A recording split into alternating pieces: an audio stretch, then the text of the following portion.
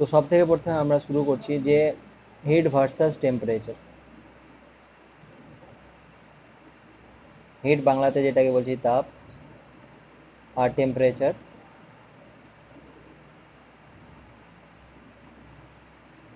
মানে হচ্ছে তাপমাত্রা।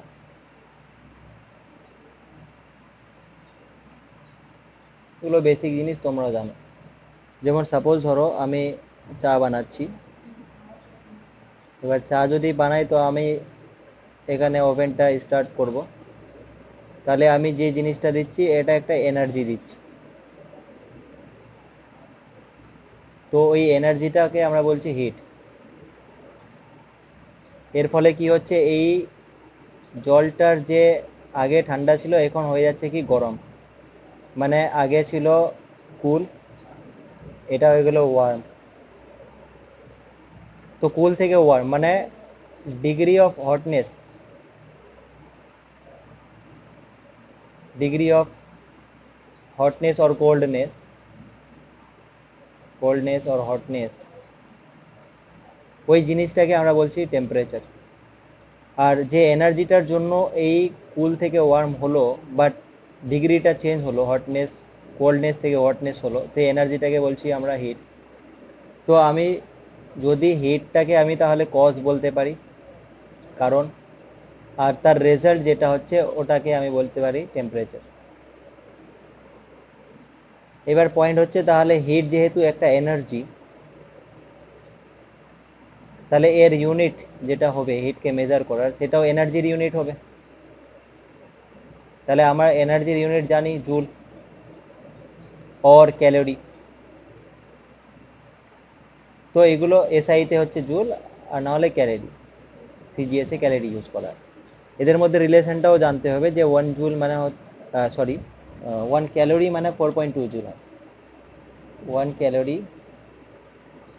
মানে 4.2 জুল, এটা জাস্ট এমনি মনে রাখবে, কনভার্সনে কখনো কাজে লাগবে লাগবে।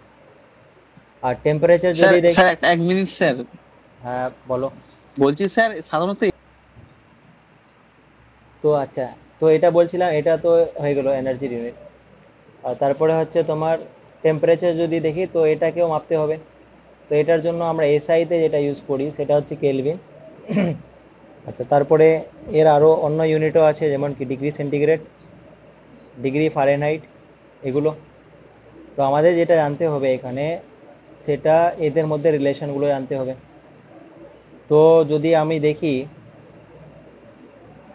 ডিগ্রি সেন্টিগ্রেড আর ফারেনহাইটের মধ্যে যে রিলেশনটা, মানে ডিগ্রি সেন্টিগ্রেড আর ভার্সেস ডিগ্রি ফারেনহাইট,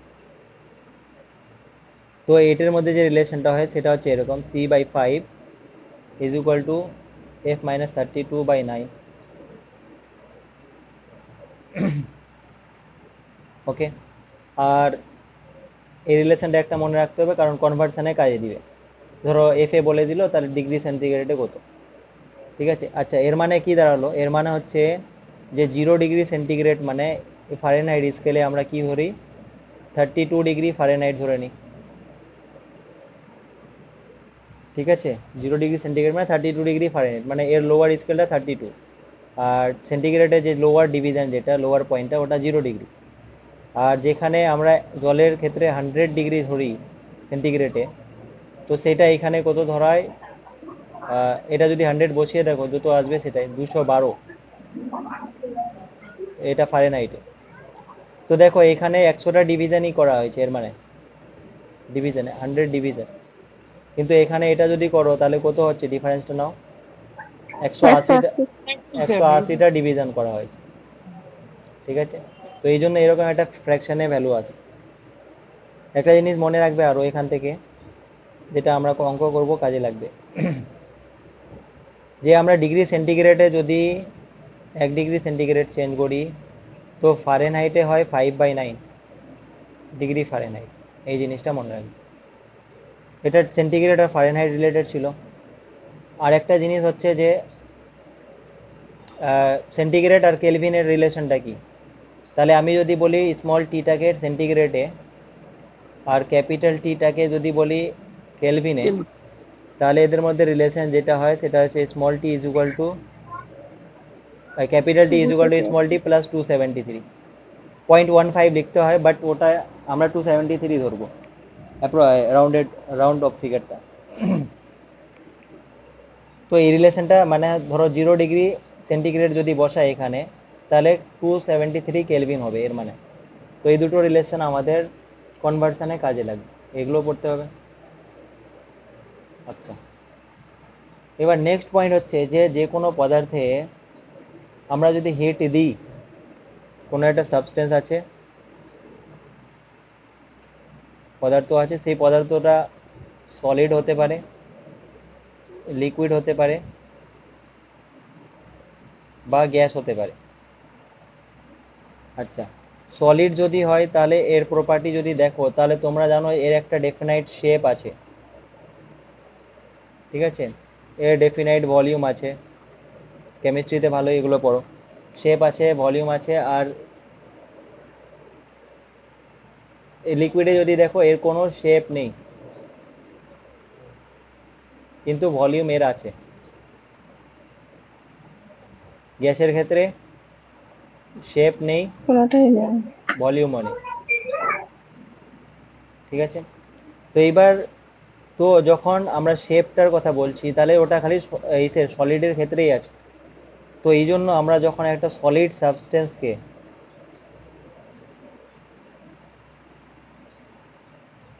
যদি আমরা হিট করি, যেহেতু এর একটা শেপ আছে, তাহলে ওর শেপটা চেঞ্জ হবে। তাহলে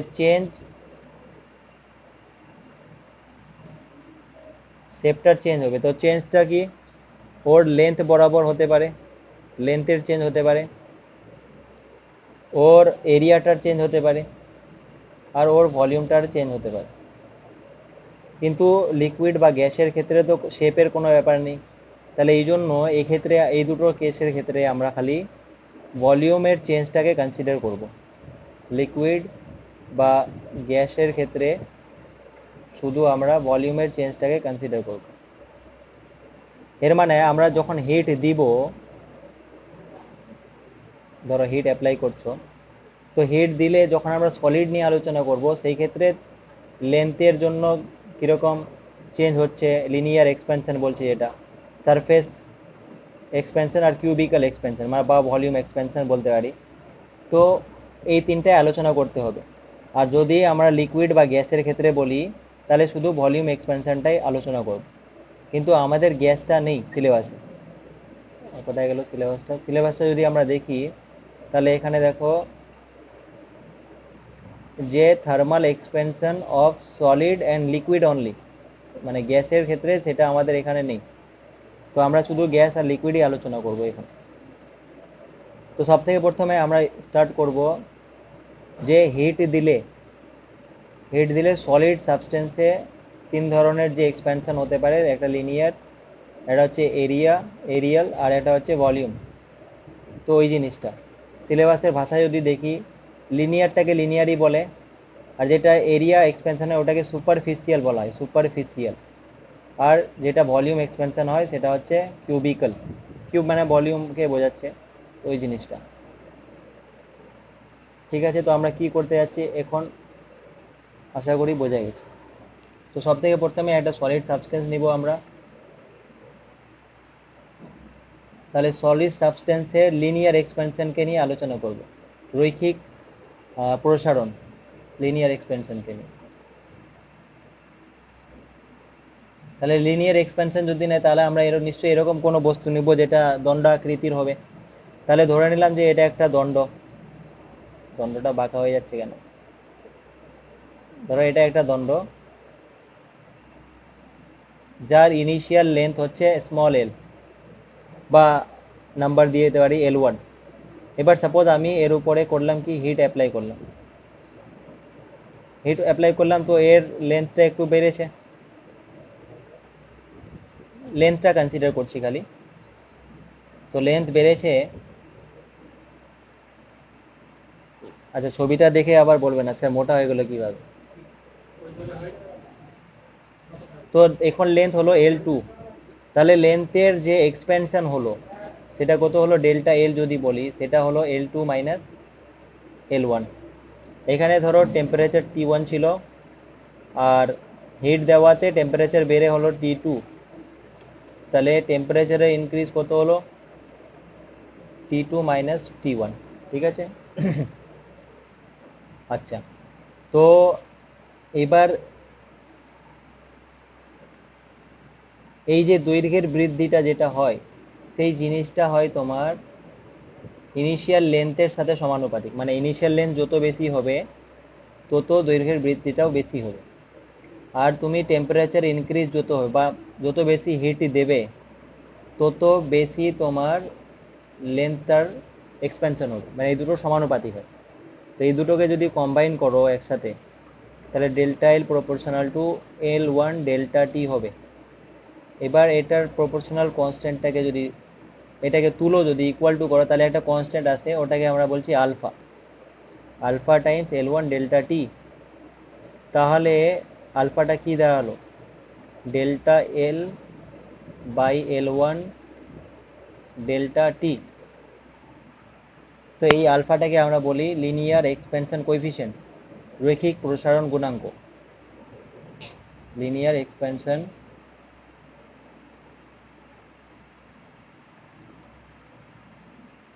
কোএফিসিয়েন্ট। এবার তাহলে এটা ডেফিনেশনটা কিরকম আসবে? ধরো আমি একক টেম্পারেচার বৃদ্ধি করেছি, ডেল্টা টিটা 1 ধরে নাও, ঠিক আছে, আর L1টা ধরে নাও 1, একক দৈর্ঘ্যের ধরে নিচ্ছি। তাহলে কি হচ্ছে ব্যাপারটা, আলফাটা হয়ে যাচ্ছে ডেল্টা এল এর সমান। এর মানে আমরা যদি আলফা ডেফিনেশনটা দিতে চাই, তাহলে একক দৈর্ঘ্যের কোনো দণ্ডের উপরে যদি দণ্ডের উষ্ণতা একক বাড়াই, তাহলে যে পরিমাণ দৈর্ঘ্যের প্রসারণ হবে সেটাই ওর আলফার মান দিবে, ঠিক আছে। এর মানে কি, যদি আলফার মান যত বেশি হবে তাহলে এর মানে ওই দণ্ডটা বা ওই ম্যাটেরিয়ালটা তত বেশি এক্সপেনশন হবে, এক 1 ডিগ্রি সেন্টিগ্রেড বা 1 ডিগ্রি কেলভিন বাড়ানোর জন্য, ঠিক আছে, ওই জিনিসটা। এবার এটা তো ডেফিনেশন হলো। যদি আমরা এর ইউনিটটা দেখিতে চাই, তাহলে ইউনিটটা কি হবে দেখো, এখানে উপরে লেন্থ আছে, নিচেও লেন্থ আছে, তাহলে লেন্থের ইউনিট আর লেন্থের ইউনিট কেটে যাবে, তাহলে খালি টেম্পারেচারের ইউনিট পড়ে আছে। তাহলে এর ইউনিট যেটা হবে সেটা টেম্পারেচারের ইউনিটের ইনভার্স, মানে কি ডিগ্রি সেন্টিগ্রেড ইনভার্স হবে, বা ডিগ্রি ফারেনহাইট ইনভার্স হবে, বা ডিগ্রি বা কেলভিন ইনভার্স, যা যে ইউনিটে বসাবে সেই হিসেবে হবে। সেটা হচ্ছে আলফার ইউনিট, মানে টেম্পারেচারের ইউনিটের সাথে সমান হবে, মানে টেম্পারেচার ইউনিটের ইনভার্সের সাথে আলফার ইউনিটটা সমান হবে। আর আমরা এটা মনে রাখবে, আর এটা এরপরে দেখব যে শুধু আলফার ক্ষেত্রে নয়, লিনিয়ার এক্সপেনশন তো এখানে হচ্ছে, যখন আমরা দেখব যে সুপারফিশিয়াল এক্সপেনশন বা ক্ষেত্রফলের প্রসারণ যখন দেখব, বা ভলিউম এক্সপেনশন, ঠিক আছে, আয়তন প্রসারণ দেখব, সেই ক্ষেত্রেও সেম ইউনিট হবে। তো এটা মনে থাকলে ওখানে আর আমার বলার দরকার নেই যে ওখানে সেন্টিগ্রেড ইনভার্স হবে, কারণ ওখানে কি হবে, সারফেস সারফেস ক্যান্সেল হয়ে টেম্পারেচারটা পড়ে থাকবে, ভলিউমে ভলিউম ভলিউম ক্যান্সেল হয়ে টেম্পারেচারটা পড়ে থাকবে, মানে সব ক্ষেত্রেই কোএফিসিয়েন্টগুলোর যে ইউনিটটা টেম্পারেচারের ইনভার্স হবে, এটা মনে রাখবো। আচ্ছা, এবার দেখো এখান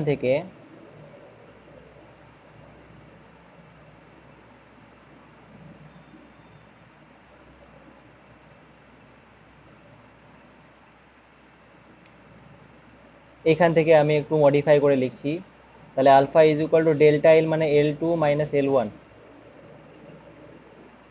বাই L1, আর ডেল্টা টি মানে T2 মাইনাস T1। তো আমি L2টা যদি বের করতে চাই, মানে ফাইনাল যে লেন্থটা ওটা, তাহলে আমি কোনাকুনি গুণ করে দিই, তাহলে আর L1টাকে এই পাশে নিয়ে যাই, তাহলে L1 প্লাস আলফা টাইমস এটা, তাহলে L1 কমন নিয়ে নিতে পারবো।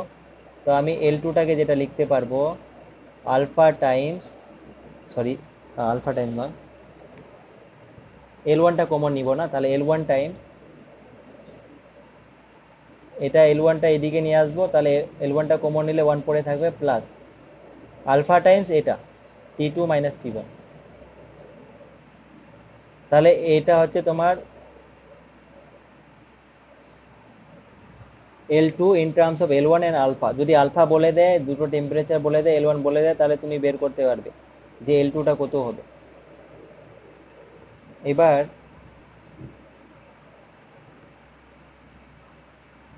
তো আমি যেটা পেলাম সেটা হচ্ছে L2 is equal to L1 1 plus alpha times T2 minus T1। তাহলে এখানে T2টা নিশ্চয়ই গ্রেটার দেন T1। তাহলে এখানে যে দেখো L1 প্লাস আলফা টাইমস এটা, তো এই টার্মটা যত বাড়বে L2টা তত বাড়বে। এর মানে বোঝা যাচ্ছে যত T2 মাইনাস T1টা বাড়াবো, মানে টেম্পারেচার ডিফারেন্সটা যত বাড়াবো, তখন L2টা কি হবে, দৈর্ঘ্যের প্রসারণ তত বেশি হবে। আচ্ছা, কিন্তু ব্যাপারটা হচ্ছে এটা অ্যাকুরেট দেয় না। দেয় না মানে কি, এই যে T2 মাইনাস T1টা, ধরো আমি বলছি একটা লোহা আছে, একটা লোহাকে 0 ডিগ্রি থেকে 10 ডিগ্রি করলাম, তাহলে এখানে ডিফারেন্সটা কত হলো, 10 ডিগ্রি। আর ওই লোহাটাকে ধরো 90 ডিগ্রি থেকে 100 ডিগ্রি করলাম, তো এখানেও তো ডিফারেন্সটা তোমার 10 ডিগ্রি হলো, তাই না? 10 ডিগ্রি হলো। তো দুই ক্ষেত্রে কি দৈর্ঘ্যের প্রসারণ সেম হবে? তো অ্যান্সার ইজ নো। মানে তখনকার উষ্ণতাটা কি আছে সেটার উপরেও কিন্তু নির্ভর করে, ঠিক আছে? তো এটা আমরা ইন জেনারেল যে কোনো টেম্পারেচারে বলছি, তো এটা অ্যাকচুয়ালি রেজাল্ট দেয় না, কিন্তু আমরা পরীক্ষার জন্য এটা ইউজ করব। তো এই জন্য যদি অ্যাকুরেটলি মেজার করতে হয়, তো আমরা ধরে নিই, মানে T1টাকে 0 ধরে নিই, 0 ডিগ্রি থেকে আমরা 1 ডিগ্রি বাড়াই, আর সেই ক্ষেত্রে তার রেসপেক্টে এটা L0 বলি, আর এলটাকে L0 বলি, L1টাকে, আর তারপরে এলটা আমরা বের করি, L2টা 1 ডিগ্রি বাড়ানোর জন্য 0 ডিগ্রিকে স্ট্যান্ডার্ড টেম্পারেচার ধর। কারণ কি, প্রত্যেকটা টেম্পারেচারে তুমি কখন কোন টেম্পারেচারে ইনিশিয়াল টেম্পারেচারটা আছে সেই হিসেবেও কিন্তু দৈর্ঘ্য প্রসারণটা নির্ভর করে, এই জন্য। তো এবার দেখো, এবার সেম জিনিস আমরা ক্ষেত্রফল প্রসারণ গুণাঙ্ক, এটা তো কি হলো, এই যে আলফাটা হলো, আলফাটা কি, লিনিয়ার এক্সপেনশন কোএফিসিয়েন্ট।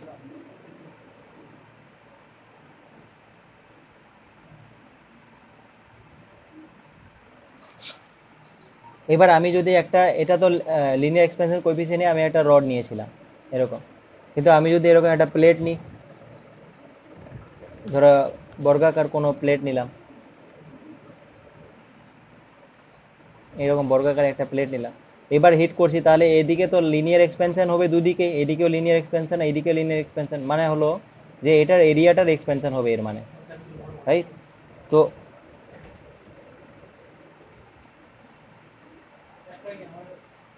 এবার এরিয়ার এক্সপেনশন ধরে নিচ্ছি যে ইনিশিয়ালি ধরো এরকম ছিল,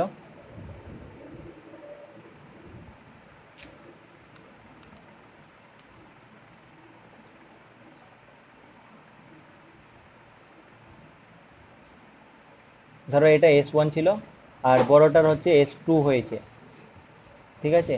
তাহলে আর টেম্পারেচারটা T1 থেকে T1 করার জন্য, T2 করার জন্য, তাহলে সেম ভাবে এই রিলেশনটার ইকুইভ্যালেন্টলি আমরা যেটা লিখতে পারবো, সেটা লিখতে পারবো এরকম, এখানে S2 হবে, এখানে S1 হবে, 1 প্লাস এখানে আলফা ছিল লিনিয়ারের জন্য, তাহলে এখানে অন্য দিব বিটা, T2 মাইনাস T1, ঠিক আছে? এখানে ডেফিনেশনটা কি সেরকমই ডেফিনেশন হবে, মানে এখানে যে ডেফিনেশনটা দিলাম সেমই, মানে এখানে কি হবে, খালি beta is equal to delta S by S1 times delta two. মানে এখানে ডেফিনেশনটা তাহলে কিভাবে দিব, যে একক উষ্ণতা বৃদ্ধির জন্য একক ক্ষেত্রফলের কোনো এরিয়ার যে পরিমাণ তার দৈর্ঘ্য কি বলে ক্ষেত্রফলের প্রসারণ হয়, সেটাকে আমরা কি বলবো, ক্ষেত্র প্রসারণ গুণাঙ্ক বলবো। কিন্তু রিলেশনটা তাহলে এটার মতনই, এখানেও T2টা গ্রেটার দেন T1, আর এখানে বিটাটাকে কি বলবো, সারফেস এক্সপ্যানশন কোএফিসিয়েন্ট বা সুপারফিশিয়াল বলা হয়, সুপারফিশিয়াল ক্ষেত্র প্রসারণ গুণাঙ্ক, সুপারফিশিয়াল এক্সপ্যানশন কোএফিসিয়েন্ট। আচ্ছা, এবার এটা ধরো, এবার ধরো আমি যদি এরকম একটা কেস নিই, ধরো একটা কিউব নিলাম,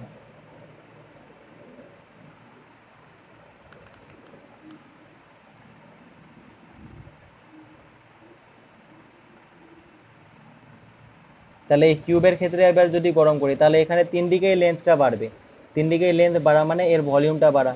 তো সেক্ষেত্রেও আমি বলে দিচ্ছি যে আগে ধরো V1 ভলিউম ছিল T1 টেম্পারেচারে, আর V2 হলো T2 টেম্পারেচারে T2টা গ্রেটার দেন T1,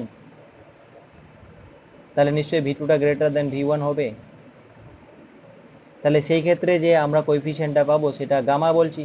তাহলে গামাটা যদি তোমার কিউবিক্যাল বা ভলিউম এক্সপেনশন কোএফিসিয়েন্ট হয়,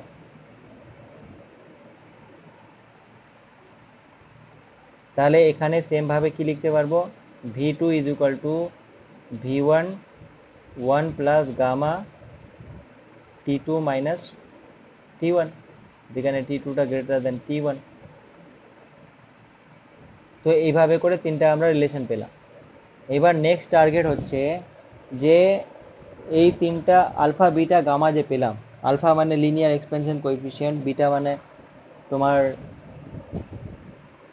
সুপারফিশিয়াল এক্সপেনশন কোএফিসিয়েন্ট, আর গামা মানে হচ্ছে কিউবিক্যাল এক্সপেনশন কোএফিসিয়েন্ট। তো এদের মধ্যে কোনো সম্পর্ক আছে কি না, ওই রিলেশনটাও আমাদের চেয়েছে, সিলেবাসে লেখা আছে, মেনশন করা আছে। তাহলে দেখা যাক। আচ্ছা, তো আলফা লিনিয়ার এক্সপেনশন কোএফিসিয়েন্ট, এটাকে কি আমি এইভাবে লিখতে পারবো না, 1/L dL/dt বা d থিটা বলছি, থিটাটা হচ্ছে টেম্পারেচার। অন্যভাবেও করা যায়, আমরা এইভাবে শর্টকাটে করছি, ঠিক আছে। আর বিটাটাকে তাহলে কিভাবে লিখবো, কেন এটা এইভাবে লেখা যাবে এই জন্যই, কারণ হচ্ছে দেখো না, আলফা মানে কি delta L by L1 delta T না, তো L1টাকে এল ধরে নিচ্ছি, আর ডেল্টা এলটা চেঞ্জটা, আর ডেল্টা টি এর জন্য তো ওটাকে আমি থিটা ধরে যদি করি, তাহলে 1/L dL/dt ডি থিটা হবে, এইভাবে করে। এটা তো চেঞ্জটা বোঝাচ্ছে, স্মল চেঞ্জ। তো এখানেও সিমিলারলি এখানে হবে 1/S ds/d থিটা বিটাটা, আর গামাটা হবে 1/v dv/d থিটা। ঠিক আছে, তো এবার আমাদের যে রিলেশনটা বের করতে হবে সেটা হচ্ছে আলফা বিটা আর গামার মধ্যে রিলেশন কি সেটা আমরা দেখবো, ঠিক আছে। ওকে, তো সব থেকে প্রথমে আমি চাচ্ছি যে আলফা আর বিটার মধ্যে রিলেশনটা, তো আলফা অ্যান্ড বিটা, তো আলফা অ্যান্ড বিটার মধ্যে যদি রিলেশন পেতে হয়, তাহলে ধরো এসটা হচ্ছে এরিয়া, তো এস মানে কি এল স্কোয়ার, লেন্থ ইন্টু লেন্থ। এবার আমি ডিএস ডি থিটা করছি, তাহলে ডিএস ডি থিটা যদি করি, তাহলে এদিকে হবে 2 টাইমস এল আর ডিএল ডি থিটা। ঠিক আছে, এবার ডিএস ডি থিটার দেখো এখানে কি আছে, 1/s আছে, 1/s মানে এল স্কোয়ার, 1/l স্কোয়ার। তো আমি করব কি 1/l স্কোয়ার দিয়ে গুণ করে দিচ্ছি দুই দিকে, তাহলে এখানে হয়ে গেল, তাহলে এখানে একটা এল কেটে গেল, আর এখানে এটা মানে 1/s, তাহলে এটা হলো 1/s ডিএস ডি থিটা, আর এদিকে 2/l ডিএল ডি থিটা। তো 1/s ডিএস ডি থিটা মানে হচ্ছে বিটা, আর 1/l ডিএল ডি থিটা মানে আলফা, আর একটা 2 আছে, তাহলে 2 আলফা হলো, মানে beta is equal to 2 alpha হলো। এটা তো এখান থেকে বোঝা গেছে। আচ্ছা, ওকে, এই জিনিসটাকে ছোট করা যাবে নাকি?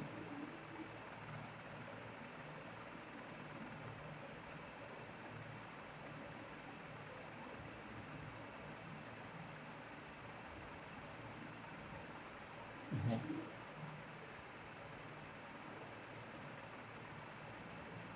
আচ্ছা, এটা তো একটা রিলেশন হলো। এবার আমরা দেখছি আলফা আর গামার মধ্যে, মানে এটা ছিল আলফা অ্যান্ড বিটার মধ্যে, এবার আমরা দেখবো আলফা অ্যান্ড গামার মধ্যে,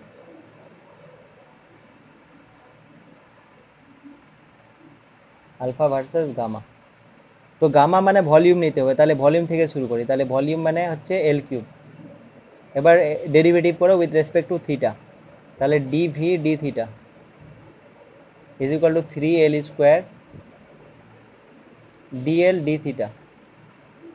তো এবার এখানে এল কিউব দিয়ে ডিভাইড করবো দুই দিকে, তাহলে এল কিউব মানে 1/v ডিভি ডি থিটা, আর এখানে এল কিউব মানে একটা এল স্কোয়ার কেটে যাবে, 3/l ডিএল ডি থিটা। তো 1/l ডিএল ডি থিটা মানে আলফা, আর এটা মানে বিটা, তাহলে ব্যাপারটা দাঁড়ালো beta is equal to 3 alpha দাঁড়ালো। তো এখানে beta is equal to 2 alpha, তাহলে এখান থেকে আমি বলতে পারবো alpha is equal to beta by 2। আর এখানে beta is equal to 3 alpha, মানে এখান থেকে আমি বলতে পারবো alpha equal to beta by 3। তাহলে একটা রিলেশন কি পেলাম আলফা বিটা গামার মধ্যে, যে আলফা স্যার ইজ, এটা গামা হবে। হ্যাঁ হ্যাঁ এটা গামা হবে, ঠিক ঠিক ঠিক বলছো, এটা গামাই হবে। এটা গামা হবে তো, হ্যাঁ। তাহলে এখানে alpha is equal to beta by 2, আর ইজ ইকুয়াল টু হচ্ছে তোমার গামা বাই 3। তো এইটা এদের মধ্যে রিলেশন, এই রিলেশনটা একটু মনে রাখতে হবে। আচ্ছা, আর এটা মনে থাকবে তাই না, কারণ কি বিটাতে আছে যে বিটা মানে সারফেস, তো এটা 2 টাইমস আলফা হওয়ার কথা, আর গামা মানে ভলিউম, মানে 3 টাইমস আলফা হওয়ার কথা। এবার alpha is to beta is to gamma যদি বের করতে হয় তাহলে কত হবে? তাহলে আলফা ইস টু বিটা, তাহলে বিটা মানে 2 আলফা, তাহলে আলফা 2 আলফা আর 3 আলফা 1:2:3 হবে। এই রেশিওটা একটু মনে রাখতে হবে, ঠিক আছে? তাহলে তিনটে থার্মাল মানে এক্সপেনশন কোএফিসিয়েন্ট সলিডের ক্ষেত্রে তাদের রিলেশনটা হচ্ছে alpha is equal to beta by 2 আর is equal to gamma by 3, বা এইগুলো ইন্ডিভিজুয়ালি মনে রাখতে পারো। এখানে এটা আর এখানে এইটা, এই এই জিনিসটা, আর এটা হচ্ছে এদের রেশিওটা। ওকে,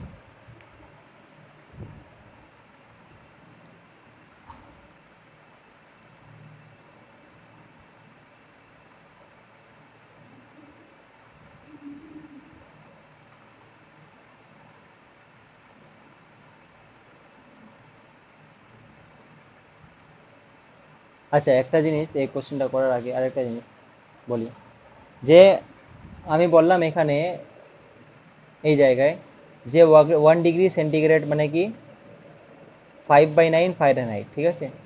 এটা এটা একটু মনে রাখবে। তো সেই এখান থেকে কিরকম কোশ্চেন আসতে পারে, এরকম আসতে পারে। এটা দেখো,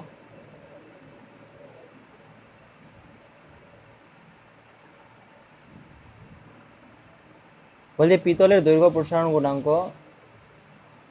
প্রতি একক প্রতি ডিগ্রি সেন্টিগ্রেডে এত, মানে দৈর্ঘ্য প্রসারণ মানে আলফাটা দেওয়া আছে 19 ইন্টু 10⁻⁻6, এটা হচ্ছে পার ডিগ্রি সেন্টিগ্রেড, পার ডিগ্রি সেন্টিগ্রেড। তোমাকে বলছে পার ডিগ্রি ফারেনহাইটে এর মান কত হবে। তো ডিগ্রি সেন্টিগ্রেড, 1 ডিগ্রি সেন্টিগ্রেড মানে কি 5/9 ডিগ্রি ফারেনহাইট।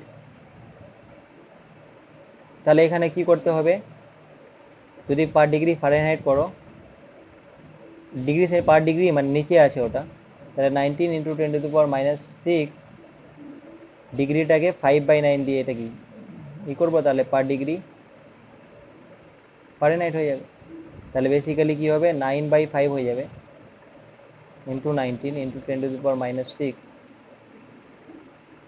হ্যাঁ, পার ডিগ্রি ফারেনহাইট। এবার এটা করলে যেটা আসবে সেটাই,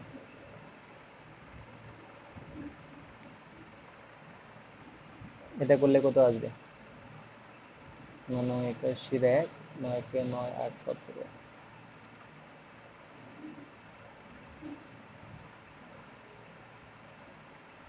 এটা করলে 5 3 যা 15 আর 2 21 5 4 যা 21 5 2 যা এটা এটা ইন্টু 10⁻⁻6 ডিগ্রি ফারেনহাইট, ঠিক আছে? তো ওই রিলেশনটা একটু দেখবে।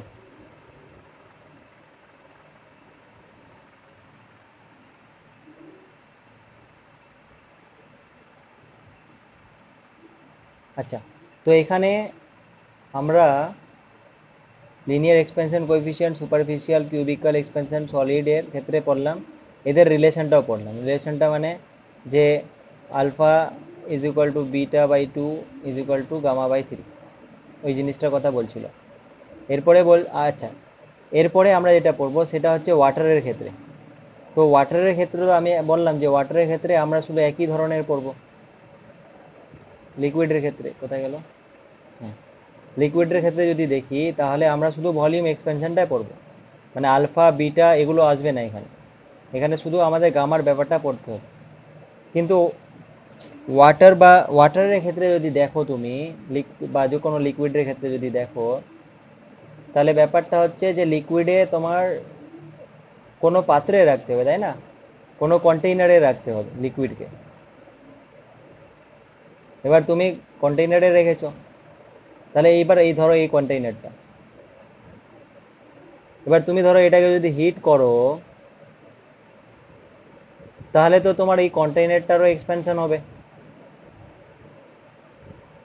আগে তো কন্টেইনারটারই এক্সপেনশন হবে, আর তারপরে হচ্ছে তোমার এর ভেতরে যে লিকুইডটা রাখবে তো ওটারও এক্সপেনশন হবে, কারণ হিটটা ট্রান্সফার হতে হবে, তারপরে এটা এক্সপেনশন হবে। তো এই জন্য লিকুইডের ক্ষেত্রে দুই ধরনের কনসেপ্ট আছে। একটা তো হচ্ছে যে রিয়েল এক্সপ্যানশন, মানে আসলে কতটা লিকুইডটার এক্সপ্যানশন হয়েছে।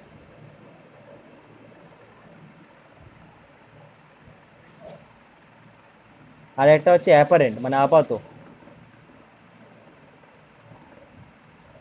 Apparent expansion.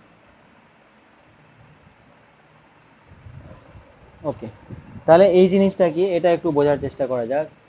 তো সাপোজ ধরো তোমার,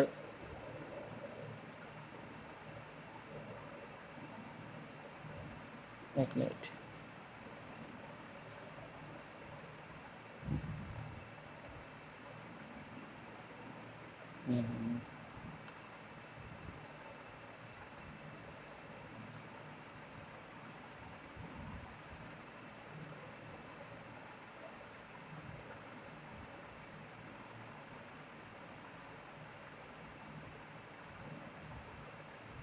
তারপরে এটা হচ্ছে তোমার আহ,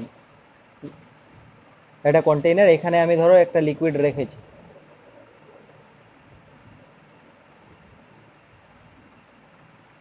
ঠিক আছে? তো এর একটা রিডিং আছে, ধরো এই রিডিংটার, ধরো এই পয়েন্টটাকে আমি বলছি এ পয়েন্ট। এবার এ পয়েন্টটা নর্মালি আছে তার।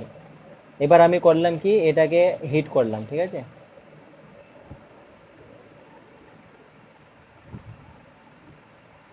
এটাকে আমি হিট করছি। তাহলে হিট করলে প্রথমে হবে কি, প্রথমে এই জলের তলাটা নিচে নেমে যাবে একটু, এখানে চলে আসবে, বি পয়েন্টে চলে আসবে। এটা কেন হলো? কারণ যখন তুমি হিট করছো ফার্স্ট টাইমে,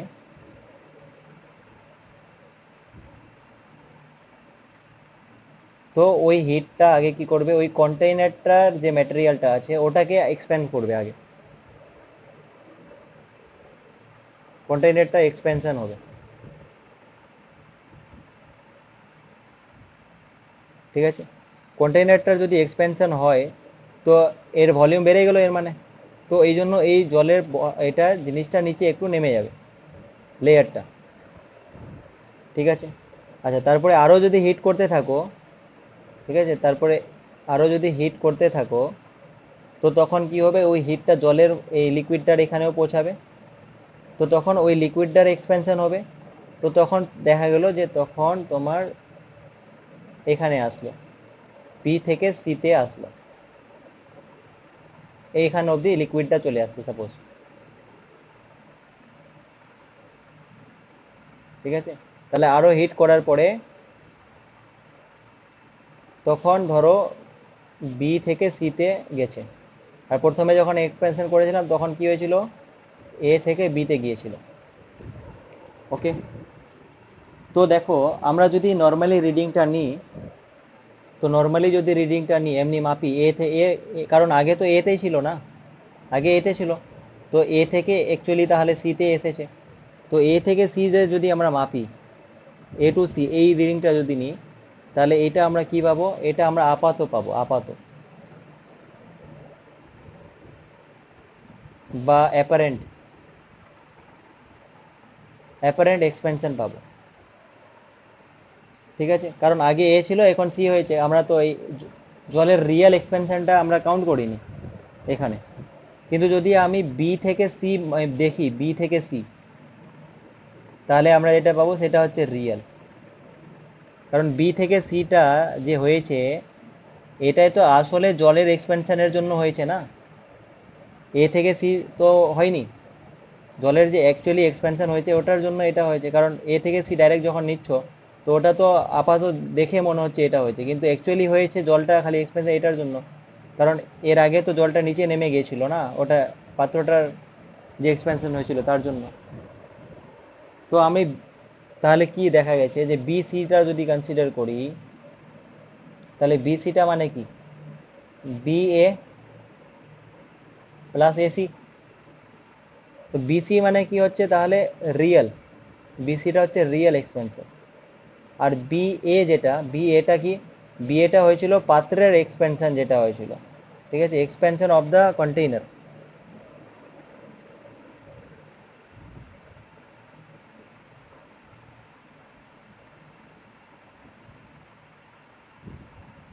আর প্লাস এসিটা হচ্ছে তাহলে কি, এসিটা হচ্ছে অ্যাপারেন্ট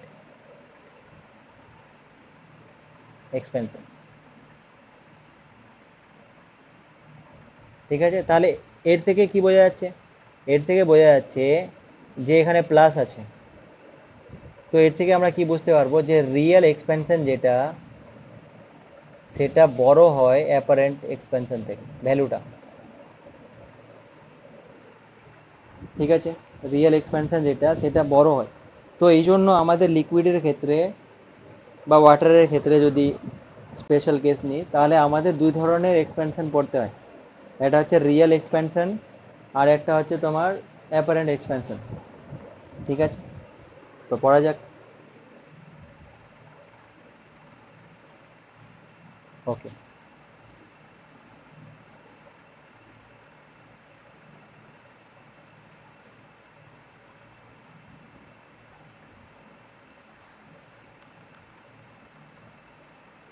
আর এখানে নিশ্চয়ই ভলিউম এক্সপেনশনই পড়বো, যা পড়ছি তো ভলিউমই পড়ছি, ঠিক আছে।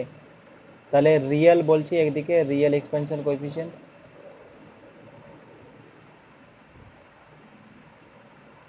আর একদিকে লিখছি ধরো অ্যাপারেন্ট।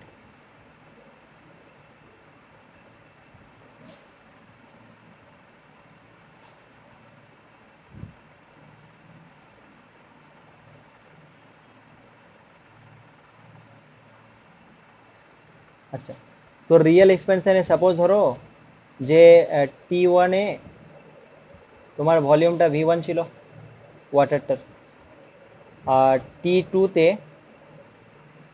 টেম্পারেচার যখন বাড়ালে তখন ভলিউমটা V2 হলো। তাহলে সেই ক্ষেত্রে আমাদের যে রিলেশনটা হবে সেটা কি হবে, যদি গামাটা দেখি তাহলে এটা ডেফিনেশনটা কি রকম, যে পার ইউনিট টেম্পারেচার ইনক্রিজে, মানে নিচে ডেল্টা টি দাও, এখানে V1টা দাও, আর এখানে V2 মাইনাস V1টা দাও, এটা, তাই না, মানে একক উষ্ণতা বৃদ্ধিতে কত ওর ভলিউমের যে এটা হয়েছে, তো এটাই গামা দিবে এখানে। তো বেসিক্যালি এখান থেকে সিমিলারলি আগের রিলেশনগুলোর মতনই আসবে, V2টা যদি বের করো তাহলে V2টা কি হয়ে যাবে, V1 times 1 plus gamma T2 minus T1, এই জিনিসটা দিবে। আর এখানে ধরো T1-এ ধরো ভলিউম হচ্ছে V1 ছিল, আর T2 যখন টেম্পারেচার করলে তো আপাত ভলিউম যেটা হবে সেটা ধরো V2 প্রাইম, ঠিক আছে, V2 প্রাইম, কারণ V2 তো এখানে ধরেছি রিয়েলে, তাহলে V2 প্রাইমটা আপাত ভলিউম হবে। তাহলে এখানে গামা প্রাইম যেটা হবে সেটা কি হবে, V2 prime minus V1 by V1 times delta T, মানে T2 মাইনাস T1 আর কি। তাহলে এখান থেকেও আমরা যদি V2 প্রাইমটা বের করতে চাই, তাহলে সেটা হবে কি V1 1 plus gamma prime delta T, মানে T2 মাইনাস T1। ওকে, এবার দেখো এই রিলেশনটা যদি মনে থাকে, কোথায় গেল, হ্যাঁ, লিনিয়ার এক্সপ্যানশনটা যদি মনে থাকে এখানে এইটা, তো সবগুলোই মনে থাকবে, ফর্মগুলো সবগুলোরই এক, শুধু সারফেসের ক্ষেত্রে এস বসিয়ে দাও, বিটা বসিয়ে দাও, আর ভলিউমের ক্ষেত্রে ভি বসিয়ে দাও, এগুলো বসিয়ে দাও। এবার আমাদের এখানে এটা তো গামা, এবার আমরা যেটা দেখবো সেটা গামা আর গামা প্রাইমের মধ্যে রিলেশন কি ওটা দেখবো। ঠিক আছে, তো তার জন্য এই জিনিসটা আমাদের কাজে লাগবে। এই জিনিসটা কি, real is equal to apparent expansion আর এক্সপেনশন অফ দ্য কন্টেইনার, এই দুটোর যোগফল হলে রিয়েল হয়। তো আমরা এটা গামা আর গামা প্রাইমের মধ্যে রিলেশনটা আনবো এখন।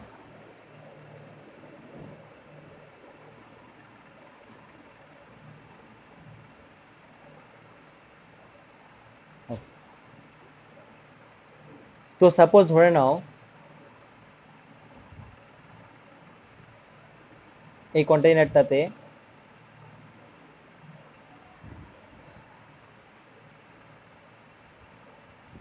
কন্টেইনারটা এটা, ঠিক আছে।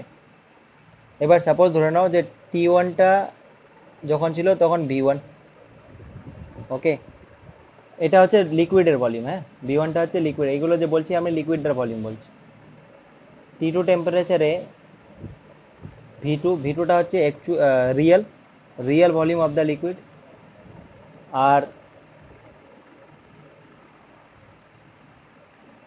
V2 প্রাইমটা হচ্ছে apparent volume of the liquid T2 temperature, ঠিক আছে।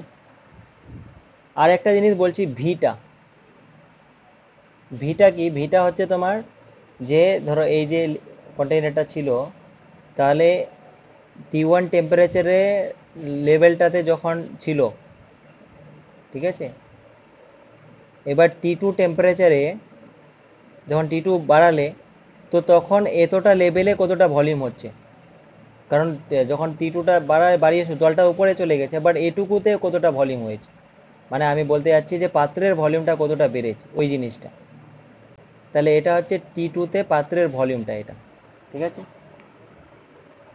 আগের লেভেলের, মানে V1 ভলিউমের সমান, কিন্তু এখানে ভলিউমটা বেড়ে গেছে না পাত্রটার, তো ওটা হচ্ছে ভিটা, ঠিক আছে। এবার এটা যদি হয়,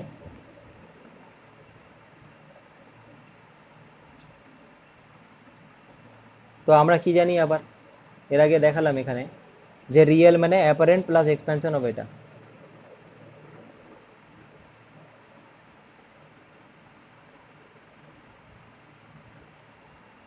তো আমরা জানি যে রিয়েল এক্সপেনশন আর ই is equal to apparent expansion plus expansion of the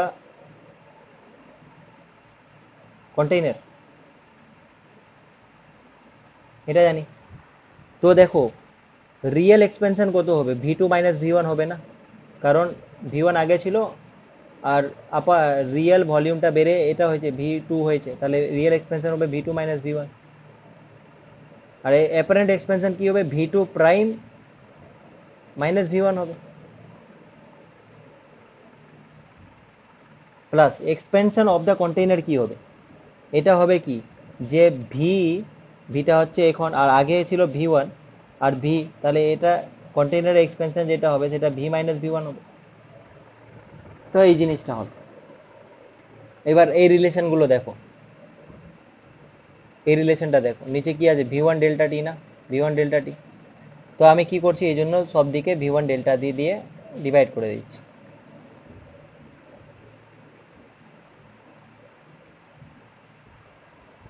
তো যদি এটা ডিভাইড করে দিই তাহলে কি পাচ্ছি, এটা মানে কি, এটা মানে গামা পাচ্ছি, আর এটা মানে গামা প্রাইম পাচ্ছি, আর এটা মানে কি হবে, তাহলে এটা মানে হবে গামা ওই কন্টেইনারটার, গামা সি লিখতে পারো বা গামা জি, গ্লাস যদি হয়, গামা ওই কন্টেইনারটা। তো একটা লিকুইডের ক্ষেত্রে যে ভলিউম এক্সপ্যানশন কোএফিসিয়েন্টগুলো তাদের মধ্যে রিলেশন হচ্ছে অ্যাকচুয়াল যে রিয়েল ভলিউম এক্সপ্যানশন কোএফিসিয়েন্ট যেটা, ওটা is equal to gamma prime plus gamma C কন্টেইনারটার যে এক্সপ্যানশন কোএফিসিয়েন্ট, ওই দুটো যোগ করলে যেটা হবে সেটা। তো বেসিক্যালি আমরা কয়েকটা রিলেশন পেলাম, কি কি পেলাম, যে তোমার লিনিয়ারের ক্ষেত্রে, যদি সলিডের ক্ষেত্রে দেখি তাহলে এল ইজ ইকুয়াল টু, মানে L2 is equal to L1 times 1 plus alpha delta T লিখছি খালি, পুরোটা লিখছি না। Similarly S2 is equal to S1 times 1 plus beta delta T, আর V2 is equal to V1 times 1 plus gamma delta T, একই ধরনের সব রিলেশনগুলো। আর এটা সলিডের ক্ষেত্রে ছিল, আর alpha is equal to beta by two is equal to gamma by three ছিল। Alpha is two beta is to gamma is equal to one is to two is to three, এটা ছিল। আর লিকুইডের ক্ষেত্রে যদি দেখি, তাহলে লিকুইডের ক্ষেত্রে আমরা দেখলাম যে দু ধরনের, একটা হচ্ছে গামা মানে রিয়েল, আর এটা হচ্ছে গামা প্রাইম মানে অ্যাপারেন্ট।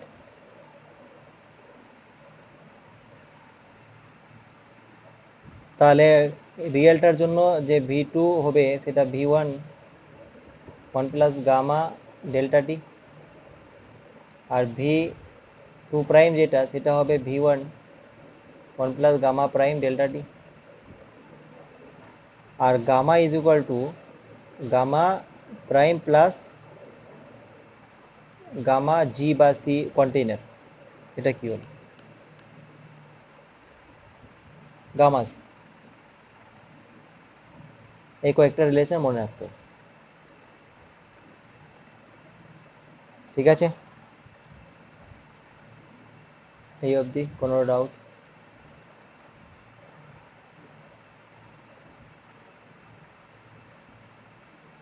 আচ্ছা, তো এখানে দেখো সিলেবাসে যেটা আছে তোমার real and apparent expansion of liquid, relation between expansion coefficient. তাহলে এটা আমরা দেখলাম যে গামা আর গামা প্রাইমের মধ্যে গামা জি, এটা হলো।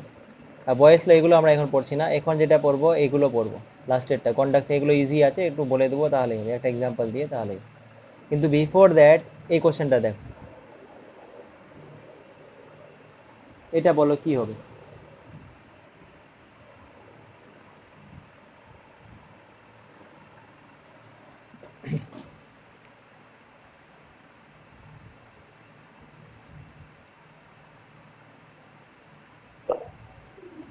প্রকৃত দৈর্ঘ্য অপেক্ষা বেশি। বেশি হবে। আচ্ছা, তাহলে আমি একটু ভাবি। দেখো 10 ডিগ্রিতে 10 ডিগ্রি সেন্টিগ্রেড তাপমাত্রায় সঠিক পার্ট দেয়, ঠিক আছে। তাহলে এটা ধরো আমার স্কেলটা, রাইট, এটা স্কেলটা, তো এটা ধরো সঠিক রিডিংটা, রাইট। আমার পেনটাকে মেজার করছি সাপোজ, এই পেনটার রিডিংটা, এটা ধরো সঠিক রিডিং, ওকে। এবার 30 ডিগ্রি সেন্টিগ্রেড বাড়িয়েছি, তাহলে আমার স্কেলটা বেড়ে গেছে না? স্কেলটা বেড়ে গেছে মানে এই রিডিংটা যেটা এখানে ছিল সেই রিডিংটা এখন উপরে চলে গেছে। মানে সাপোজ ধরো এখানে আমার 10 সেন্টিমিটার দিচ্ছিল, তো এখন 10টা তো এখানে লেখাটা চলে আসছে, তাই না? তো এখানে কেউ আসছে ধরো 8 আসছে, 8 সেন্টিমিটার সাপোজ। তাহলে এখন যে রিডিংটা পেলাম সেটা তো 8 সেন্টিমিটার পেলাম, কিন্তু আসলে আমার পেনটার লেন্থ তো 10 সেন্টিমিটার, পেয়েছি 8 সেন্টিমিটার। তো এখন প্রাপ্ত দৈর্ঘ্যটা কি হবে? প্রকৃত দৈর্ঘ্যের সমান হবে কি না? প্রকৃত দৈর্ঘ্য অপেক্ষা কম হবে এখন রিডিংটা। বোঝা গেছে?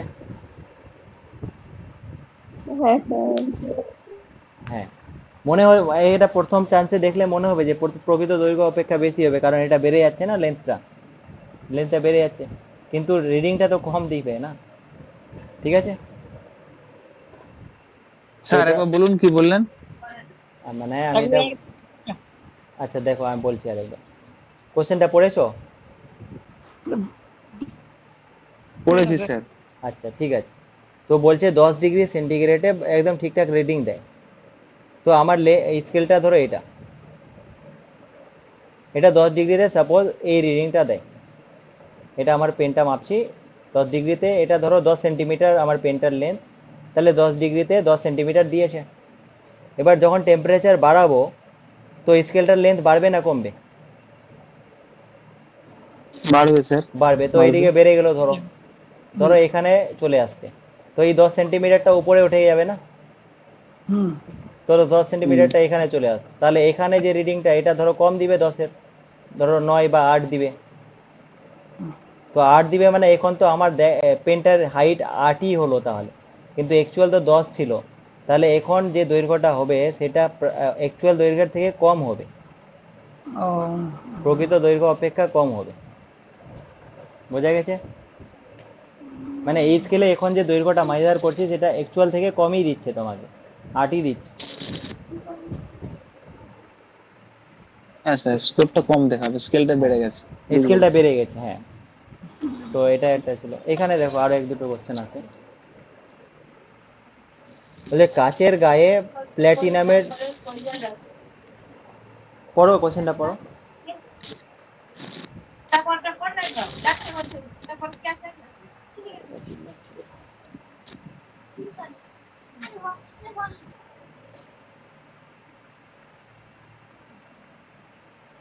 না না, এটা বলছি কাচের গায়ে, এটা কোনটা পড়ছো? ঘনত্ব সমান এটা বলছো? আপেক্ষিক তাপ সমান স্যার। আপেক্ষিক তাপ সমান এটা বলছো? না হুম। দৈর্ঘ্য প্রসারণ গুণাঙ্ক সমান এটা বলছো? তৈরি আর তারকে সিল করে আটকানো থাকে, কারণ কাঁচ ও প্লাটিনামের দৈর্ঘ্য প্রসারণ গুণাঙ্ক সমান। ওটা ডি এরটা হবে স্যার। ডিএটাই হবে। দেখো আমি হুম। ডিএটা কেন, দেখো না এইভাবে, ধরো আমি কাঁচ, হ্যাঁ ডিএটা, ধরো আমি কাঁচ নিয়েছি, ঠিক আছে, এটা কাঁচ, কাঁচের দণ্ড। আর এখানে আমি ধরো মানে প্ল্যাটিনাম না নিয়ে সাপোজ অন্য কিছু নিয়েছি, যেটা ধরো পিতল নিয়েছি, পিতল। তাহলে পিতলের এটা যদি নিই, তাহলে এবার আমি তো হিট করব না, তো এটার দৈর্ঘ্য প্রসারণ বেশি হবে কাঁচের তুলনায়। তো সেই ক্ষেত্রে কি হবে, এটা বাড়ার চেষ্টা করবে ভেতরের দিকে বা এইদিকে, তো এটাকে ভেঙে দিবে না কাঁচটাকে। তো দৈর্ঘ্য প্রসারণ গুণাঙ্কটা সমান হতে হবে, তাহলে আমি সিল্ড প্যাক করতে পারবো। ঠিক আছে। তো হুম। এই একটা আমরা এরা পড়ি না এরকম যে রেল লাইনের এখানে ফাঁকা রাখা হয় কেন, তো ওই জিনিসটা কারণ দৈর্ঘ্য প্রসারণ হয়, তো ফাঁকা এই জন্য রাখা হয়, কিন্তু সিল প্যাক করেছে মানে গুণাঙ্কটা সমান হতে হবে তো বাড়লে দুটোই একসাথেই বাড়বে একই রকম, তাহলে কোনো সমস্যা নেই। তারপর এটা দেখো বুঝতে তো, পেরেছি স্যার। এটা দেখো, কোন বাচ্চা বলছি এগুলো? স্যার, এই যে দৈর্ঘ্য প্রসারণ গুণাঙ্কে যে বিভিন্ন এগুলো হয় স্যার, এগুলো কি মনে রাখতে হবে স্যার? কিগুলো? দৈর্ঘ্য কার কার বেশি দৈর্ঘ্য প্রসারণ গুণাঙ্ক, ভ্যালুগুলো? এমন তো কোশ্চেন হয় নাকি স্যার? না ভ্যালু ভ্যালু, তো মনে রাখা যাবে না স্যার, এমনি সিরিজ। হ্যাঁ তুমি এক দুটো শুধু মনে রাখতে পারো, যে যেমন একটা ইনভার আছে, ইনভার, তো এর অনেক কম হয়, এর সব থেকে কম বলতে পারো, বাকিগুলো কপার গোল্ড এগুলো একটু বেশি হয়, ঠিক আছে, এমনি একটু রাফ আইডিয়া দেখতে পারো। হ্যাঁ, মানে ম্যাটেরিয়াল যেগুলো হুম বইতে হুম। দেওয়া আছে না, ম্যাটেরিয়ালগুলো ডাটা না দেখে তুমি সিকোয়েন্সটা দেখে রাখতে পারো, যেগুলো দেখে ইউজফুল। রাখলে ভালো হ্যাঁ নয়, কোশ্চেন হ্যাঁ দিতে পারে। হ্যাঁ হ্যাঁ, এগুলো কোশ্চেন আসতেই পারে। হুম। মানে যেমন যেগুলো আমরা সবসময় ব্যবহার করি, যেমন লোহা, ঠিক আছে, কপার, তারপরে গোল্ড, এগুলো একটু দেখে রাখবে, পরিচিত যেগুলোর সাথে বেশি সেগুলো। আর যেটা সব থেকে কম ওটা একটু ইনভার্টটা Yes, মনে sir. রাখতে পারো, অ্যালয়টা, তো ওটা একটু দেখে নিবে না হলে। আচ্ছা এই কোশ্চেনটা দেখো।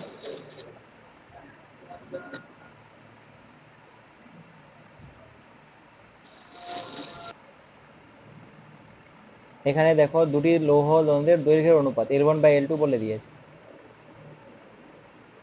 1:2। আর প্রস্থচ্ছেদের ক্ষেত্রফল, ক্ষেত্রফল যদি S1 হয় তাহলে S1/S2 বলে দিয়েছে, 2:3।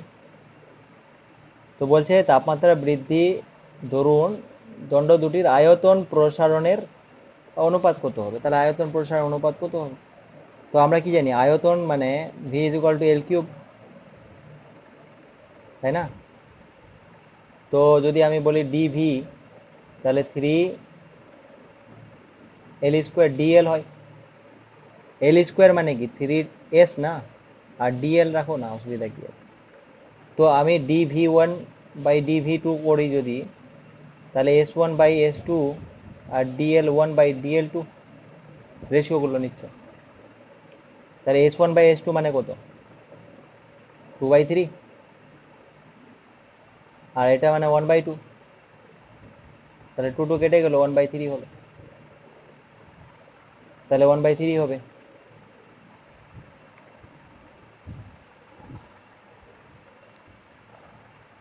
ঠিক আছে। স্যার এটা এমনি ইন্টিগ্রেশন না করে, ডিফারেন্সিয়েশন না করে অন্যভাবে করা যাবে না? মানে তুমি এমনি একটু এইভাবে ভাবতে পারো যে V=L3, তো তাহলে L3 মানে S আর L আছে এখানে, তাহলে V2 বাই V1 হুম করে এইভাবে করে দাও, S2 বাই S1, না V1 বাই V2 করো, V1 by V2 equal to S1 by S2, হুম আর L1 বাই L2 একই তো ব্যাপার, তাহলে বসিয়ে দাও। এমনি তাও করে দাও, এল কিউবকে এস আর এ, দুটোকে স্যার। হ্যাঁ মানে এল কিউব মানে কি, তিনটা লেন্থ আছে, দুটো লেন্থ নিয়ে এরিয়া আর একটা লেন্থ মানে লেন্থটা, তাহলে এটা করলেও হবে, একই এটা। তাহলে 1/2 আর কত, আর 2/3, তাহলে 1/3।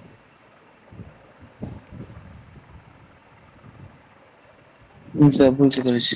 কেউ যদি স্যার আলাদা আলাদা করে দৈর্ঘ্য সমান এক্স টু এক্স এরকম পথ ধরে করে হবে না স্যার? না একসঙ্গে কি, ও তো ছিল দরকার না। নেই এগুলো এখানে করবে নাকি। হুম হুম। আচ্ছা, এরপরেরটা ঠিক দেখো আছে তো স্যার। কি বলছে।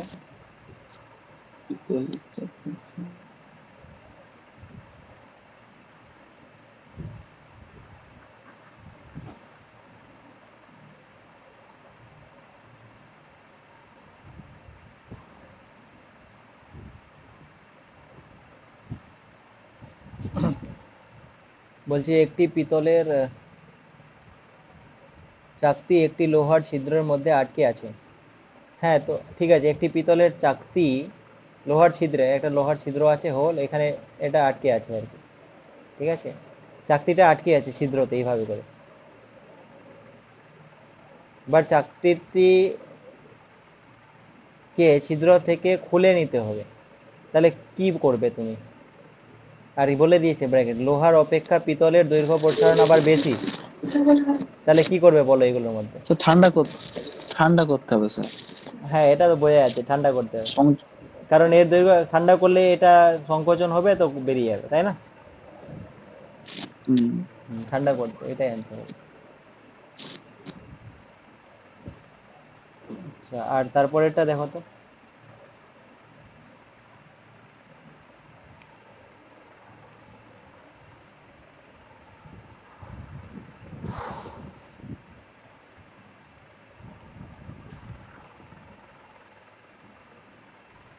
সেটা একই থাকবে তো নাকি?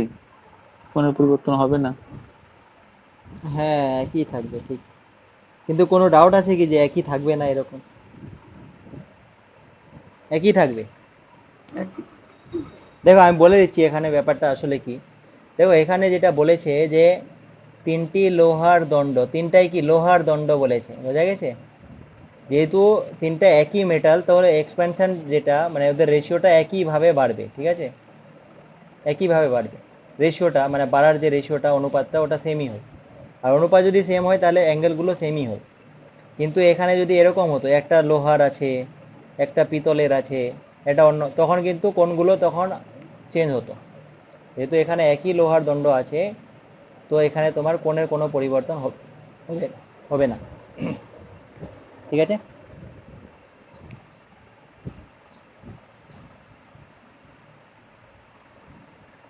ওকে, আচ্ছা, এবার আমরা একটু হিট ট্রান্সফারটা পড়ি।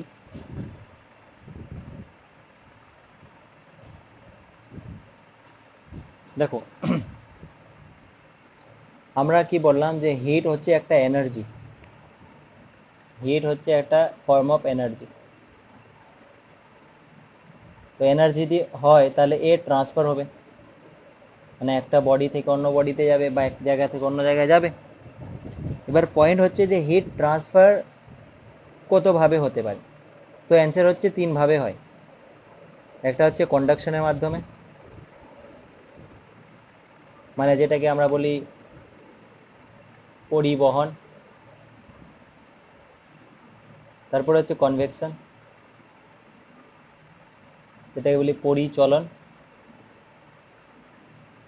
আর একটা হচ্ছে রেডিয়েশন।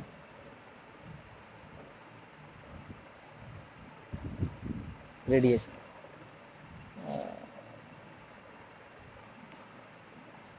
রেডিয়েশনটাকে কি বলে বাংলাতে ভুলে যাচ্ছি। বিকিরণ স্যার, হ্যাঁ বিকিরণ। আচ্ছা ঠিক ঠিক, বিকিরণ। হ্যাঁ, তো এবার এই জিনিসটা কি আমরা একটু বুঝি, যে সাপোজ ধরো আমি যে তখন যে চা বানাচ্ছিলাম ওটাই এখনো চলছেই, তো এইবার চা বানাচ্ছি।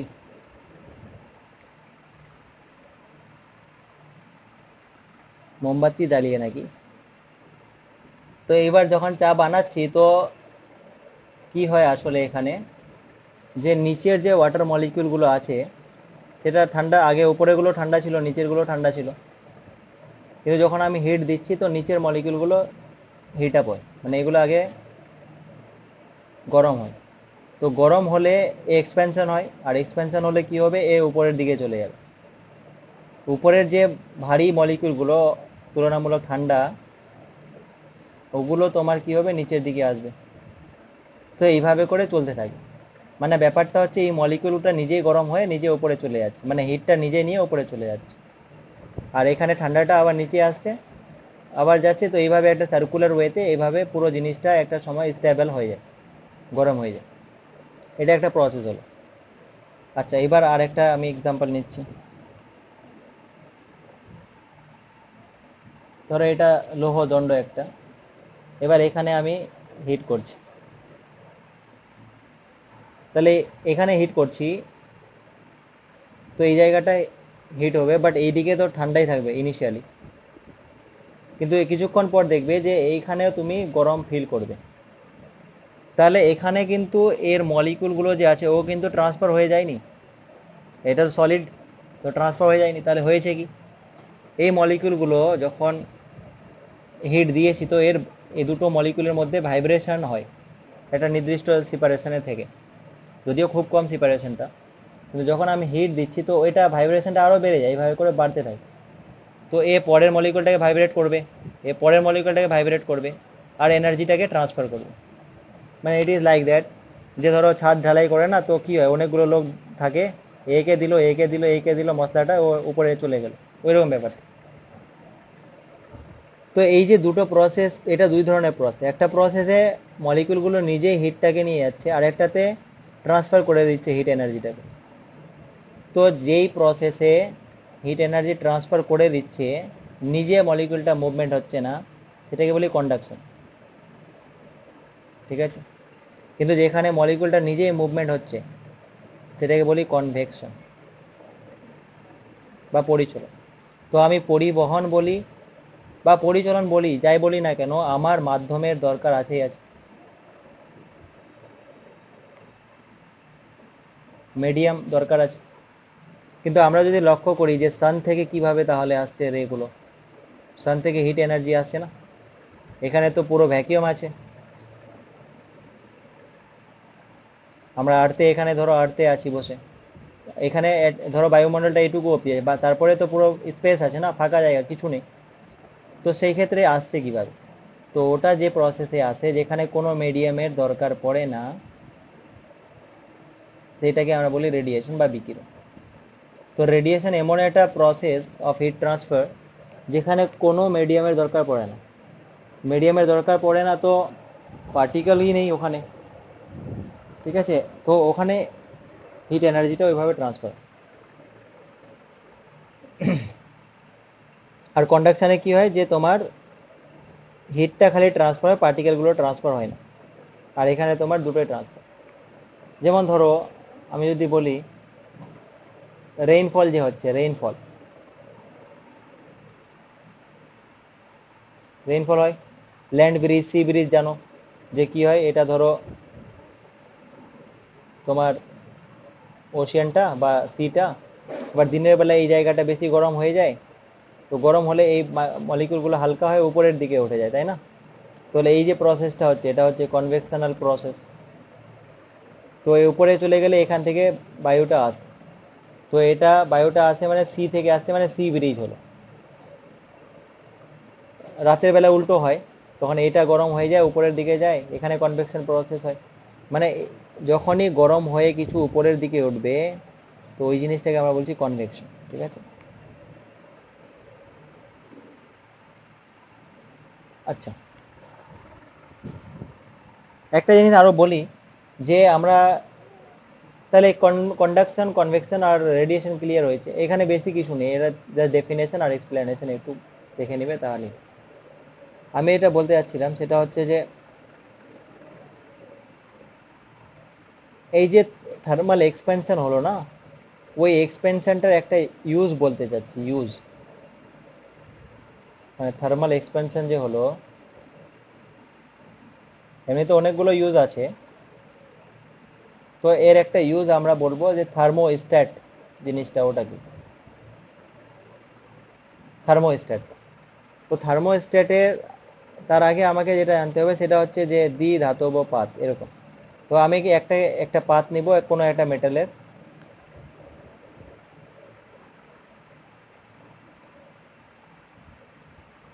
আর একটা পাত নিব অন্য কোনো মেটালের, এটাকে জয়েন করে দিই এইভাবে। তো সাপোজ ধরো এটা তোমার কি আছে, ধরো কপার বা পিতল ধরে নাও, আর এটা ধরে নাও ইনভার। ইনভার কি, ইনভার একটা অ্যালয়, সংকর ধাতু, যেখানে আয়রন আর নিকেল থাকে। এবার তাহলে নিশ্চয়ই এদের যে এক্সপ্যানশন কোএফিসিয়েন্ট গুলো সেগুলো আলাদা আলাদা। এটা ধরো আলফা 1, এটা আলফা 2, আর আলফা 2টা হচ্ছে গ্রেটার দেন আলফা 1, ইনভারের অনেক কম। তো এবার দেখো, তো যখন আমি দুটোকে যদি হিট করি, ঠিক আছে, তো যদি আমি হিট করি, তো হিট করলে কি হবে, এটা বেশি বাড়বে, এটা বেশি বাড়বে, মানে এর দৈর্ঘ্য প্রস্থটা বেশি হবে, কিন্তু এর বাড়বে না বেশি। তো কি হবে, এই জিনিসটা এইদিকে বেন্ড করে যাবে, মানে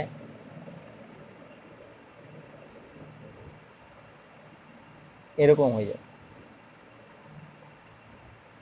ঠিক আছে, মানে এটা এদিকে বেঁকে যাবে, কেন বাইরেরটা বেশি বেড়ে গেছে, আর তাহলে ডায়ামিটারটা এইদিকে হবে।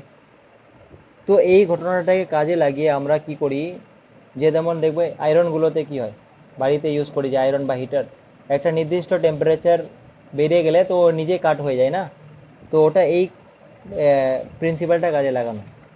তো আসলে হয় কি, যে এখানে ধরো এই আয়রনের এটা সার্কিটটা, ধরো এই সার্কিটটা ধরো আয়রনের সার্কিট, আর এখানে ধরো সুইচটা কানেক্ট করলে, ধরো এখানে আমি এই সুইচটা কানেক্টেড আছে, এটা থার্মোস্ট্যাটটার দুটো পার্ট, এদিকে ইনভার আছে আর এদিকে তোমার এটা আছে। এবার এই আয়রনটা যখন চালু থাকবে তো সেটা হিট হবে। এবার হিট যখন হবে, এটা আয়রন বা হিটার যা হতে পারে, তো হিট হলে এই থার্মোস্ট্যাটটাও কি হবে, হিট হবে। তো একটা লিমিট আছে, এবার ওই হিটটার পরে তারপরে কি হবে, এ বেঁকে যাবে না, এরকম বেঁকে গেল, তাহলে বেঁকে গেলে এই জিনিসটা যেটা সুইচ এখানে কানেক্টেড ছিল সেটা একটু উপরে চলে যাবে। তো উপরে চলে গেল মানে এইদিকে চলে আসলো, তাহলে এখন কি সার্কিটটা ডিসকানেক্ট হয়ে গেল। তো কি হবে, আবার মানে ডিসকানেক্ট হয়ে গেল, তখন আস্তে আস্তে ঠান্ডা হবে, সারাউন্ডিংটা ঠান্ডা হবে। তো এ আবার কি হবে, এটা ঠান্ডা হবে, ঠান্ডা হলে এ আবার আগের মতো সোজা হবে, তো যখনই সোজা হবে আবার এখানে টাচ হবে।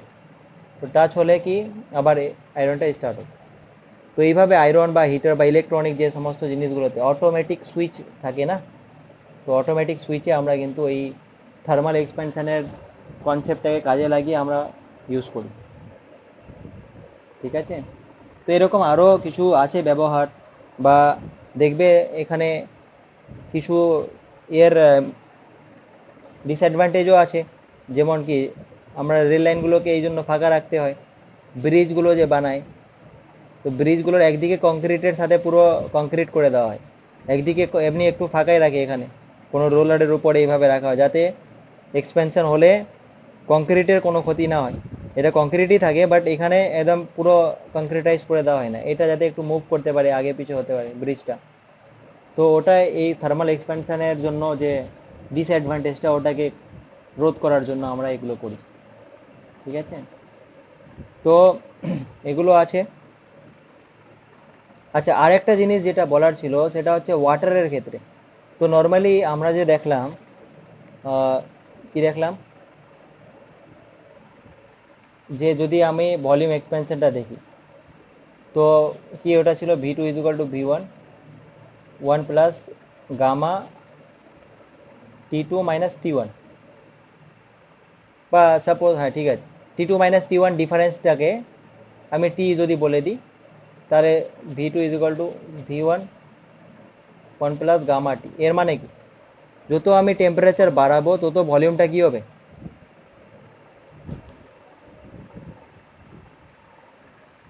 বাড়বে, এটা প্লাস আছে না, তো এর মানে টেম্পারেচার বাড়ালে ভলিউমটা বাড়বে।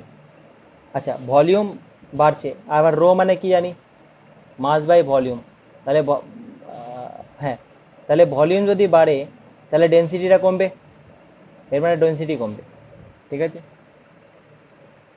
তো নর্মালি তাহলে ব্যাপারটা কি দাঁড়ালো, ব্যাপারটা এটা দাঁড়ালো যে যদি টেম্পারেচারটা বাড়াও তাহলে ভলিউমটা বাড়বে আর ডেনসিটিটা কমবে। ঠিক আছে, তো এটা হয়, আসলেই হয়, এটাই হয়। কিন্তু সমস্যা হচ্ছে যে ওয়াটারের ক্ষেত্রে একটু মানে এটা হয় না, মানে ওয়াটারের ক্ষেত্রে একটু ব্যতিক্রম দেখা দেয় 4 ডিগ্রি সেন্টিগ্রেডের আগেও। মানে আসলে কি, যে আমি গ্রাফটা আগে বানাইনি, ধরো এইদিকে আমি ভলিউম প্লট করেছি, তাহলে টেম্পারেচার এইদিকে ধরো টেম্পারেচার, তাহলে টেম্পারেচার বাড়ালে কি হয়, ভলিউমটা বাড়ার কথা, তো টেম্পারেচার বাড়ালে ভলিউমটা বাড়বে, তো ভালো কথা, ভলিউমটা বাড়বে।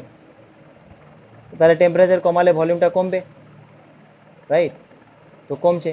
কিন্তু এটা ধরো 4 ডিগ্রি সেন্টিগ্রেড, তুমি 4 ডিগ্রি সেন্টিগ্রেডের পরে আর যদি কমাতো আর কমবে না, তখন আবার কি হয়, ভলিউমটা আবার বাড়ে। ঠিক আছে, আবার ভলিউমটা বাড়ে, জলের ক্ষেত্রেই এটা হয়। আচ্ছা, তো ডেনসিটিটা যদি দেখি, এটা ধরো ভলিউমের এইদিকে আর এইদিকে ডেনসিটি, তাহলে ডেনসিটি কি হবে, তাহলে এই 4 ডিগ্রি সেন্টিগ্রেডেই যখন ভলিউমটা সব থেকে কম তাহলে ডেনসিটিটা সব থেকে বেশি, যখন ভলিউমটা সব এখানে বেশি তো এখানে ডেনসিটিটা কম। এর মানে 4 ডিগ্রি সেন্টিগ্রেডের পরে যখন ভলিউমটা বাড়ছে তো ডেনসিটিটা কমবে, এভাবে করে কমবে। কিন্তু 4 ডিগ্রি সেন্টিগ্রেডের আগে যখন এদিকে ভলিউমটা বাড়ছে তো আবার ডেনসিটিটা কমবে। তো নর্মালি কি হওয়া উচিত, দেখো এই দিক থেকে 4 ডিগ্রি সেন্টিগ্রেডের রাইটে নর্মাল বিহেভিয়ারই দেখায়, কিন্তু 0 থেকে 4 ডিগ্রির মধ্যে জলটা একটু অ্যাবনর্মাল বিহেভিয়ার দেয়। ঠিক আছে, এটাকে আমরা বলি অ্যানোমেলাস এক্সপ্যানশন। অ্যানোমেলাস মানে নর্মাল থেকে একটু অন্য ধরনের, উল্টো। তো এই জিনিসটা কিন্তু নেচার তৈরি করে রেখেছে, এর পিছে অনেক কারণও আছে। তার কারণ হচ্ছে যে দেখবে আমাদের পোলার এরিয়াগুলো, নর্থ পোল বলো সাউথ পোল বলো, তো এগুলো তো বরফে ঢাকা, তাই না, তাও কিন্তু এখানকার যে অ্যাকোয়াটিক অ্যানিমালগুলো সেগুলো বেঁচে থাকতে পারে, ফিশ বেঁচে থাকতে পারে। তো ওটা কি কারণে, যে আসলে হয় কি, ধরো এটা তোমার একটা পুকুর, ঠিক আছে, তো এই পুকুরে মানে ধরো নর্মালি উপরের দিকে বরফ ঢাকা থাকে, ঠিক আছে, বরফ ঢেকে যায়। কি হয় যে যখন টেম্পারেচারটা কমছে না, তো টেম্পারেচার কমছে মানে কি, ডেনসিটি বাড়ছে, তো ডেনসিটি যখন বাড়ছে তো ও নিচে চলে যাবে জলটা, আর নিচের জলটা যেটা একটু গরম সেটা উপরে চলে আসবে। তো এটা এরকম চলবে আর কি। কিন্তু 4 ডিগ্রি সেন্টিগ্রেড যখন আসলো তো তখন ডেনসিটি ম্যাক্সিমাম হয়ে গেল, তো তখন আসবে নিচে গেল। কিন্তু 4 ডিগ্রি সেন্টিগ্রেড যখনই কমতে থাকলো আরও, তো তখন কি হচ্ছে, উপরে ডেনসিটি কমছে আর কি, কারণ উপরের জলটা আগে ঠান্ডা হবে। তো উপরে যখন 4 ডিগ্রি সেন্টিগ্রেডে কমে গেল তাহলে উপরের জলটা ডেনসিটি কমে গেছে, তো ডেনসিটি কমে গেলে তখন আর ও নিচে আসতে পারছে না, তো তখন কি হয়, ওই জলটা উপরেই বরফ হয়ে যায়, আর নিচের জলটা কি 4 ডিগ্রি সেন্টিগ্রেডেই থেকে যায়। তো উপরের জল উপরে বরফ হয়ে যায় আর নিচে 4 ডিগ্রি সেন্টিগ্রেডে থেকে যায়। তো তখন এই বরফটা যেহেতু লাইট ওয়ে মানে ডেনসিটি কম হয়, তো ওই বরফটা ভেসে থাকে উপরে আর নিচে জলই থাকে, নিচে জলই থাকে। আর এখানে এই জলে কি হয়, ওখানকার যে অ্যাকোয়াটিক অ্যানিমালগুলো বেঁচে থাকতে পারে। তো এই জলের এই যে অ্যানোমালাস এক্সপ্যানশনটা, এটা এদের জন্য কিন্তু এটা একটা হেল্পফুল জিনিস, ন্যাচারালি এটা হয়েছে। ভাবা গেলে একটু এটা মানে ক্রিয়েশনেরই আর কি একটু দায়িত্ব অবদান আর কি বলা যেতে পারে। তো এই জিনিসটাও কিন্তু হেল্পফুল। ঠিক আছে, তো জলের ক্ষেত্রে অ্যানোমালাস এক্সপ্যানশন হয়, এটা আমরা বলে দিলাম। ঠিক আছে, আর বাকি নর্মালি তো 4 ডিগ্রির উপরে বা অন্যান্য লিকুইডগুলোর ক্ষেত্রে এরকমই হয়, যে টেম্পারেচার বাড়লে তোমার কি হয়, যে ভলিউমটাও বাড়বে। জলের ক্ষেত্রে একটু খালি ডিফারেন্স আছে, 0 থেকে 4-এর মধ্যেই আবার।